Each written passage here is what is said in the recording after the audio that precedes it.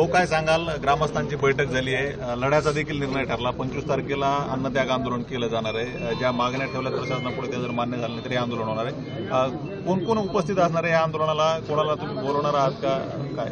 नाही, सध्या तर जे गावकरी आहेत आणि जे गावकरी भूमिका घेत आहेत, तुम्ही बघितलं आता की मी थोडं हॉस्पिटलला होतो, तोपर्यंत गावकरी आणि तुम्ही संवाद साधत होतात. गावकऱ्यांच्या जे काही भूमिका आहेत त्याच्या पुढं मी कधी जाणार नाही. जे गावकरी विचारपूर्वक जे आंदोलनाची दिशा असेल, तपासाचे आढावा असेल, या संदर्भात बोलतात. मी फक्त त्यांना ज्या काही गोष्टी म्हणजे मला ज्या काही गोपनीय माहिती म्हणजे ज्या काही मला गोष्टी माहीत होत्या, जे त्यांना माहीत नव्हत्या, मी त्यांना सांगायचा प्रयत्न केला. कारण का तपास यंत्रणा चालू आहे, काही कामं एकदम चांगल्या पद्धतीने चालू आहेत, ते पण मला त्यांना प्रामुख्यानं सांगणं गरजेचं आहे. किंवा एखादा गैरसमज असेल कुणाचा, तर त्याच्यात गैरसमज न राहता त्याच्यातून आपल्याला कळलं पाहिजे की आपली काय दिशा आहे, आपला कसा तपास चालू आहे. तर तुम्हाला पण सगळ्यांना सांगतो, ज्या काही यंत्रणा आहेत त्यांच्याकडे तपास अजून पण सांगतो, तपास चांगल्या पद्धतीनं चालू आहे. आपलं अडकलंय कुठं? गावाचं आणि कुटुंबियाचं. कुटुंबीय म्हणजेच गाव आहे, गाव म्हणजेच कुटुंबीय आहे. जे पहिल्या 8 दिवसामध्ये जे प्रॉपर घडायला पाहिजे होतं आणि जे पुढं CIDला SITला ज्या काही तपास यंत्रणेमध्ये सोप्या गोष्टी गेल्या असत्या, त्या कुठल्याही गोष्टी झाल्या नाहीत पाहिजे.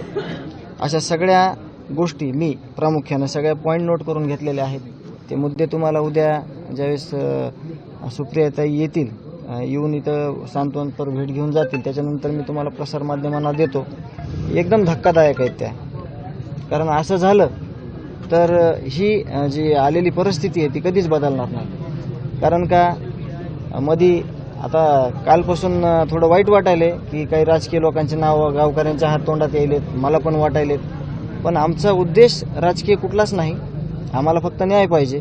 पण ज्या काही गोष्टी आता 2 दिवसात तुम्ही बघितल्या, त्यावर मला एका मिनिटात मी तुम्हाला सांगतो की त्या लोकांनी हे सगळं कसं माजवलेलं आहे खाली ग्राउंड. थोडं जरी लक्ष दिलं असतं तर ह्या गोष्टी घडल्या नसत्या.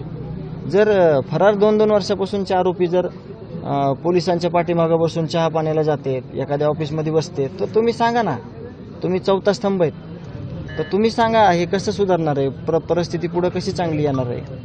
म्हणजे आणि अशा असंख्य गोष्टी आहेत. आज हे गावाचा एकोपा आहे, एक प्रतिष्ठित नागरिक म्हणून गावचा प्रमुख आहे, म्हणून हा सगळ्या गावांनी समाजाने सगळ्यांनी लढा उभा केला.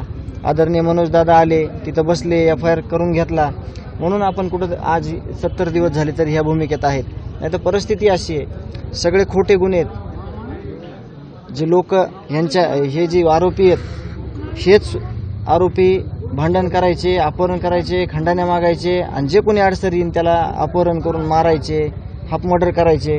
त्याची केस देखील कुठं झालेली नाही. अशा भरपूर गोष्टी घडलेल्या आहेत. तर या बैठकीच्या माध्यमातून जे गावकऱ्यांना आपल्याला समोर सांगितलं की दिशा काय काय असतील, तर मी प्रामुख्यानं सगळ्या गावकऱ्यांना एकच उपदेश केला, हे सगळं करताना कुठंही जी कायदा सुव्यवस्था आहे त्याला कुठं हात नाही लागला पाहिजे.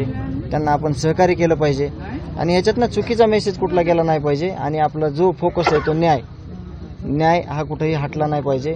आरोपीला फाशी झाली पाहिजे आणि आरोपीला फाशी झाल्याशिवाय आज गावकऱ्यांनी सांगितलं की कुणीही थोडंही मागं सरकणार नाही आणि ती भूमिका आमची कायम राहणार आहे.